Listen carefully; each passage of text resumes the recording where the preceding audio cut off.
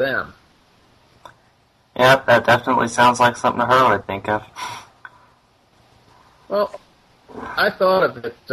I incorporated Ahura as a co-author because, like I said, vampire stories definitely seem like his forte, and he really is incredible. The attack scenes are, especially where his talent really shines. He keeps it fresh every time. You know that the vampire is somewhere, but you're never sure where until BAM! Now you got me really interested. You seem to do that a whole lot. I've had years of practice. Ever gonna just go back to stories between Toby and Luna instead of focusing on their kids, or are their stories basically reduced to supporting characters now? I definitely like to center on them again. I've noticed that their roles are diminishing, and I want to fix that if I can. It's kind of up in the air. Yeah, I was noticing in Rising Star, Toby didn't even appear till about 3/4 of the way through, and yeah, that's part of the whole difficulty with the story. That particular difficulty got more attention in Fallen Angel. Those two stories together were really to tackle the notion that a lot of people seem to have this notion, whether they are parents or not, that it makes most sense for dads to take care of the boys, moms to take care of the girls. Yep. And it doesn't work that way at all. A kid will need attention from both parents, one way or the other. And that's definitely something I've experienced in as much as when my parents got divorced. Well, I wouldn't have managed if Mom hadn't been in there. But Dad, I've found substitutes, I'll say that much. I mean, my boss, and my current boss, really, something of a father figure. So I wouldn't say that, I guess in what I just said, I emphasized the presence of a father figure, but yeah, my mom was very important to that, and to my development. She always was, even before there was any hint of a divorce. Dad, honestly, he didn't seem to like much of what I was interested in. My earliest memories are of arguing with him over whether the Loch Ness Monster was real. Mom, on the other hand, was very encouraging. Yeah, while reading those stories, I was afraid that Toby would go the same way as your take on Balto, that he would just appear less and less often and then disappear altogether. And I was like, no, not Toby. By the way, whatever happened to Balto? Well, to put it bluntly, he probably died of old age, but I didn't have the heart to write it. I can't blame you. Do you have a specific year that your stories take place in? Like, I get asked that very often, and I still haven't set an exact timeline. The tricky part is that it stems from events pertaining to Red Wolf 03's fanfics and how they mesh into the Balto timeline. Like, let's see. Balto 3, if I remember correctly, took place in 1928, was it? Yeah, that's right. Yeah. And Red Wolf 03's stories, which mostly center around Balto and Jenna's second litter, which I won't give anything away for those who haven't read It started on the Toby series yet, but her stories, one of them in particular, A Second Chance Copper, as it's called, take vital precedence, timeline-wise, to the Toby series. So I have to figure out when they happened before I can figure out when Toby happened. Oh, guess that makes sense. Would you say it's a fair guess, though, that they happened... I don't know, I'm just viewing this from... Now, this is what I do in my spare time. I think of plot theories and stuff. The real Balto died in March 1933. In fact, in my story, I actually gave the exact date, March 14, 1933, to coincide with the real Balto. Judging by your stories, Toby and Luna probably had their first litter when they were around 3 or 4, I guess? I'd say that might be it. Maybe a bit sooner. They were rather precocious, but 3 or 4 sounds good. Okay, let's just assume it's 3 or 4, and let's just assume Balto died 6 months to a year before that. So, judging by that, I'd say that the stories take place from early to mid-1930s. Would you say that's a fair guess? Yeah, sounds about right. Wow. I guess right. I forgot how the family tree for this, but if I remember right, Luna is a descendant of both Balto and Steel. And yes, she's descended from Balto on her father's side. Her father is Balto and Jenna's son. And her mother is Steel's daughter. And Toby, he's unrelated in any way, except through, of course, Luna. And he just views Balto as his all-time idol, as it were.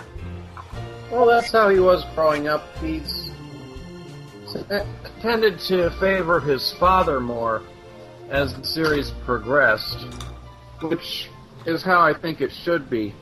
If you've got a dad like Rex, show him some love, show him some respect. Mm-hmm. So, then there was... I gotta go back to that characters page. If you ever want to get Internet Explorer 9, don't. It's the slowest thing in the world. But anyway. Then there's Arrow, who is... I completely forgot what she was. Is she part of a dog gang, was it? Yeah, she was, actually... It wouldn't even be fair to call her a member. She was more like a slave to them, basically. Her parents were involved in a gang war among the unknown street dogs. Initially, all the street dogs were more or less organized under one leader, but then somebody showed up and started a rebel faction. And Arrow's parents joined up with the rebels. They were killed by accident in one of the fights, and right around this time, Luna was feeling the urge to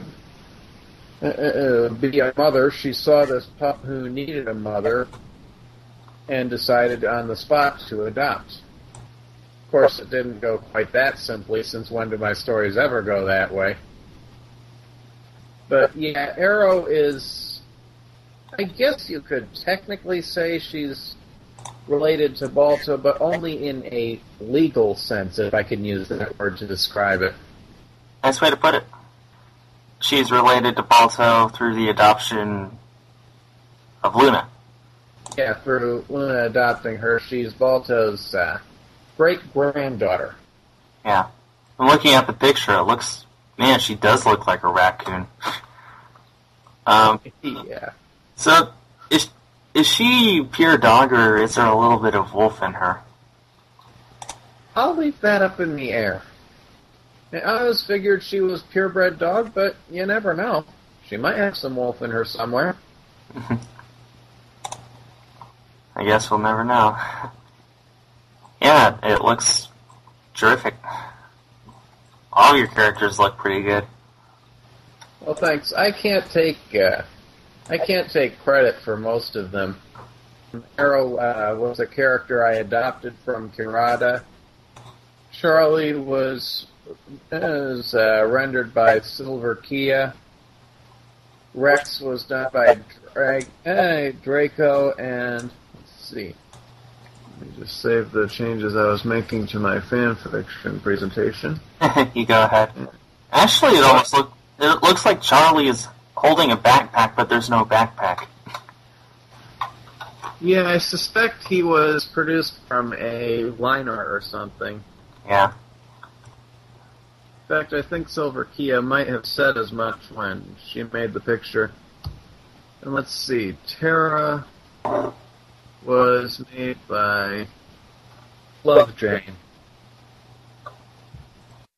And I've been a little surprised by all of the fan art and stuff that you've been getting, but how few fanfics your characters have been in. I mean, I think I'm the only one so far that's featured any of your characters in a fanfic.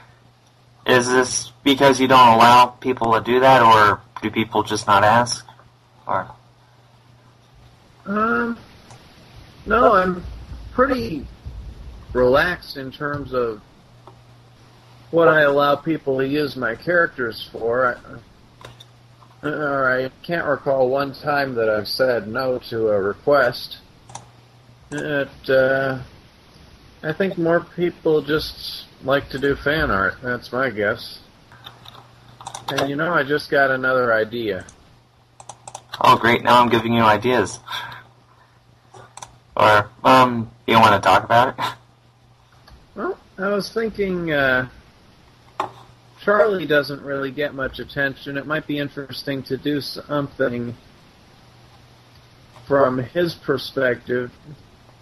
Maybe even just a short little writing bit. Let's say he had to write a paper for school, and he decided to write about how much of a difference Toby has made to him. Interesting. I can't remember. How many times has Jenna appeared in your fics? Has she appeared at all? I gotta go back and read your series again. I don't think I have actually had Jenna in any of my stories. I know you've had Balto in at least 4, maybe more, probably more. Yeah, let's see. Balto was in parts 1 and 2. Yeah, Jenna was referred to in part 2. Yeah, she was there, actually. When Balto was in the vet's office with the busted leg, she was there. Okay, yeah, that's right. I'm not going to say whether Jenna has any part in Balto's Treasure Island. Fair enough. I'm actually really pleased with looking at the comments on that, especially on fanfiction.net. How many people said that either that Treasure Island was one of their favorite books, or that now they wanted to read it. What's your username on fanfiction.net? Omnitrix12. Dragon Tamer was already taken. Yeah, it seems to be real popular. Whereas Skultacular Special isn't the name you hear every day. Omnitrix12. There's you with your Spider-Man with a Santa hat. Maybe I should change it for November to the Wishbone as a Pilgrim one. Yeah, I think I've seen this gallery sometime before. You've written a Bolt fanfic? Crossover. Road Rovers and Bolt. Yeah, I was thinking if the Bolt TV series had aired on TV, had aired in the real world, not just the episode or two that they show bits and pieces of in the movie, if it had aired on